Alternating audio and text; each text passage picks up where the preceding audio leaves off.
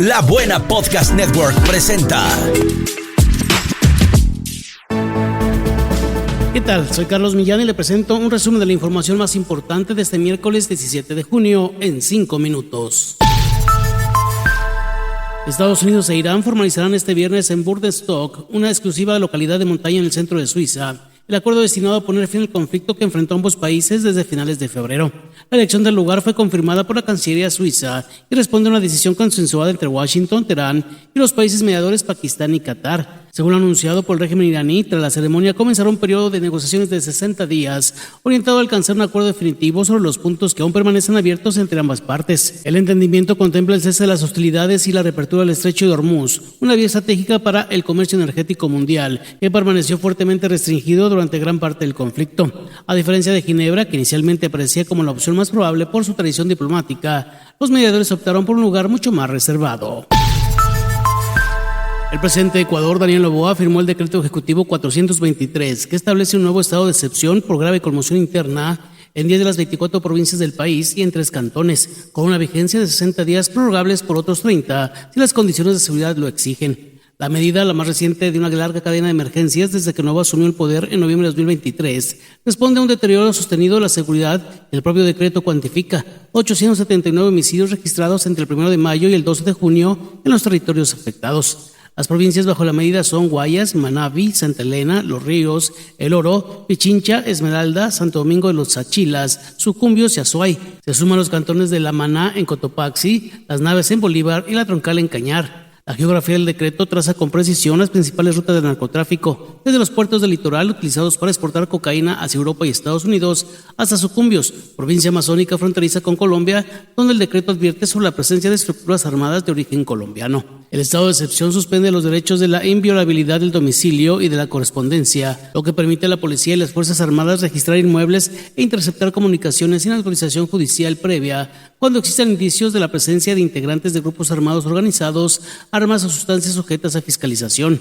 A diferencia del estado de excepción anterior, que incluyó toques de queda nocturnos en ciudades como Quito y Guayaquil, el decreto 423 no contempla esa restricción. El presidente brasileño Luiz Inácio Lula da Silva y la primera ministra japonesa Sanae Takaichi anunciaron el inicio formal de negociaciones para un acuerdo de asociación económica entre el Mercosur y Japón. El anuncio se produjo en los márgenes de la cumbre del Grupo de los 7 celebrada en Francia, donde Brasil participa como país invitado, y quedó plasmado en una declaración conjunta divulgada por la Cancillería brasileña. Con base en la voluntad común de todas las partes, los dos líderes anunciaron el lanzamiento de las negociaciones del acuerdo de la asociación económica entre Mercosur y Japón, señala el comunicado. Lula apuntó a la cumbre del Mercosur del 30 de junio en Paraguay como el próximo momento clave del proceso. El encuentro entre Lula y Takaichi fue el primero entre ambos mandatarios. La primera ministra japonesa llegó al poder en octubre de 2005, convirtiéndose en la primera mujer en encabezar el gobierno de Japón, con una agenda centrada en la reactivación económica y la diversificación de las cadenas de suministro. Según el diario económico Nippon Nikkei, las negociaciones se proyectan en torno a 3 ejes: reducción de aranceles para automóviles, acceso a fuentes de energía alternativas y aprovisionamiento de minerales críticos. Un juez de Colombia prohibió al mandatario Gustavo Petro utilizar su cuenta de ex con fines electorales.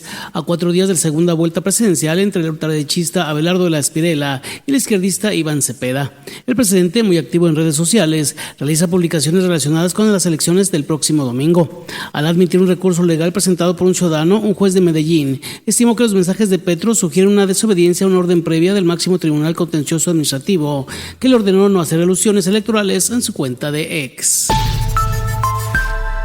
Un juez federal prohibió en Idaho aplicar plenamente una ley estatal que convierte en delito punible, con hasta 5 años de prisión, que las personas transgénero utilicen baños públicos cuyas designaciones difieran del sexo que se les asignó al nacer. La ley de Idaho, la más restrictiva entre las diversas leyes promulgadas en unos 20 estados de Estados Unidos, que limitan el acceso a las personas transgénero a los baños que se ajustan a su identidad de género, debería entrar en vigor el 1 de julio. Sin embargo, la jueza de distrito estadounidense Amanda Briceford, con sede en Boise, la la capital del estado, dictó una orden judicial preliminar que restringe la aplicación de la medida mientras continúa el proceso de una demanda colectiva que impugna la constitucionalidad de la ley. La orden de Bryce Ford permite a las personas transgénero seguir utilizando los baños individuales que corresponden a su identidad o género o utilizar un baño con varios cubículos cuando no hay uno individual disponible en la misma planta del edificio. De lo contrario, el estado es libre de hacer cumplir la ley en lo que respecta a los baños de uso múltiple, así como las partes de la ley que cubren los vestuarios y las duchas públicas que no fueron objeto de la impugnación judicial.